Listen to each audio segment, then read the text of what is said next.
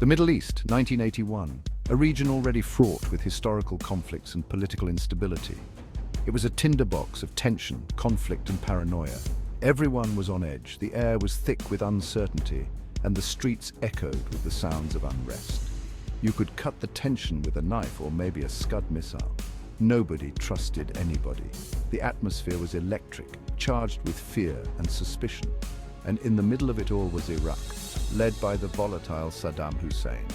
Saddam was ambitious, a man with grandiose dreams of regional dominance. He wanted to be the big man in the region, and he wasn't afraid to throw his weight around. His ambitions knew no bounds, and he was willing to go to any lengths to achieve them. One way he planned to do that was by getting his hands on the ultimate weapon, nuclear bombs. The prospect of a nuclear-armed Iraq sent shockwaves through the international community. Now, Israel, having fought multiple wars with its Arab neighbors, was understandably nervous about this. Their history was marred by conflict, and the thought of a nuclear threat was unbearable. They'd seen firsthand what Saddam was capable of. His ruthlessness in the Iraq-Iran war and his aggressive posturing were clear indicators of the threat he posed. A nuclear-armed Iraq was a threat they couldn't ignore. The Osirak nuclear reactor became a focal point of concern, a symbol of potential devastation. Something had to be done. Enter Operation Opera, a meticulously planned mission that would require precision, bravery, and a bit of audacity.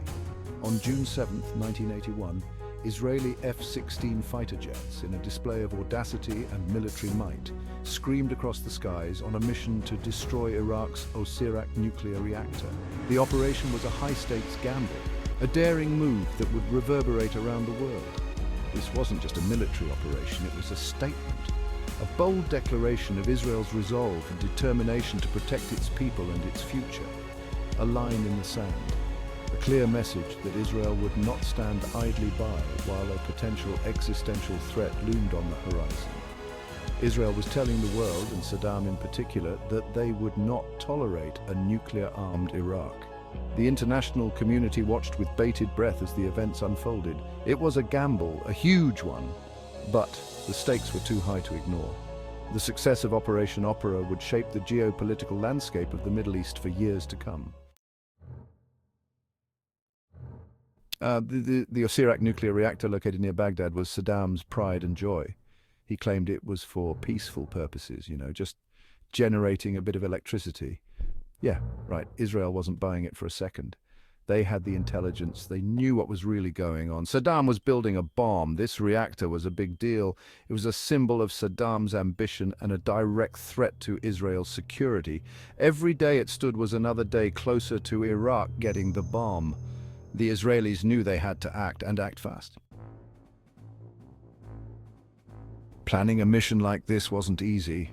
It was incredibly complex and dangerous. The Israeli Air Force had to fly hundreds of miles over hostile territory, undetected, destroy the reactor and get back in one piece. It was a tall order, but they were determined. For months they planned, in secret. They studied every detail of the reactor, every inch of the terrain. They practiced the mission again and again in absolute secrecy. The pilots, the best of the best, trained relentlessly, knowing that the fate of their nation rested on their shoulders. The day of the raid arrived. Tension was high. The pilots climbed into their F-16s, the most advanced fighter jets in the Israeli arsenal. These were sleek, mean fighting machines, armed to the teeth with bombs and missiles. They were ready. With a deafening roar, the F-16s thundered down the runway and soared into the sky. Their target, the Osirak reactor hundreds of miles away. The mission, destroy it. Section 5. Bombs away. The Osirak reactor reduced to rubble. The flight was long and tense. The pilots flew low, hugging the terrain to avoid detection by enemy radar. Every minute felt like an hour. Finally, they were there. The Osirak reactor was in sight. The lead pilot gave the order, and in a flash, bombs were released. They screamed towards their target, finding their mark with deadly accuracy. Massive explosions ripped through the reactor complex, reducing it to rubble. The mission was a success. Section 6. International backlash. The world reacts to Israel's bold move. The world was stunned. News of the raid spread like wildfire, sparking outrage and condemnation from many countries. The United Nations, they weren't happy. They condemned the raid as a violation of international law. The Americans, even they, were a bit cross. But in Israel, there was jubilation. They had eliminated a major threat to their existence. The raid, though controversial, solidified Israel's reputation as a regional power willing to take decisive action to protect its interests. They'd shown the world they meant business. Section 7. Operation Opera's legacy. A controversial success, Operation Opera remains one of the most controversial military operations in history. It was a bold and daring mission that captured the world's attention. Some argue it was a necessary act of self-defense, preventing a dangerous regime from acquiring nuclear weapons. They believe it was a preemptive strike that saved countless lives. Others condemn it as an act of aggression that violated international law and set a dangerous precedent. Critics argue it undermined diplomatic efforts and escalated tensions in the region. One thing is for sure, Operation Opera had a profound impact on the Middle East. It reshaped the geopolitical landscape and influenced future military strategies. It highlighted the volatility of the region and the dangers of nuclear proliferation. The operation brought global attention to the risks associated with nuclear technology. It also demonstrated Israel's willingness to take unilateral military action to safeguard its security, even if it meant going it alone. This bold move showcased Israel's determination to protect its national interests at any cost. Section 8. The Future of Nuclear Proliferation Lessons Learned from Osirak.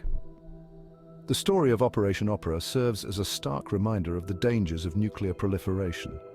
This daring airstrike by the Israeli Air Force in 1981 targeted the Osirak nuclear reactor in Iraq, aiming to halt the development of nuclear weapons. It's a reminder that in a world of complex geopolitical rivalries, the pursuit of such destructive power can have far-reaching and unpredictable consequences. The ripple effects of such actions can be felt across borders and generations, altering the course of history. The international community must remain vigilant in its efforts to prevent the spread of nuclear weapons. This vigilance requires constant dialogue, robust treaties, and unwavering commitment to non-proliferation principles. The lessons learned from Osirak should guide us towards a future where diplomacy, dialogue, and cooperation, not military strikes, are the primary tools for resolving conflict and ensuring global security. By fostering mutual understanding and trust, we can build a safer world for future generations.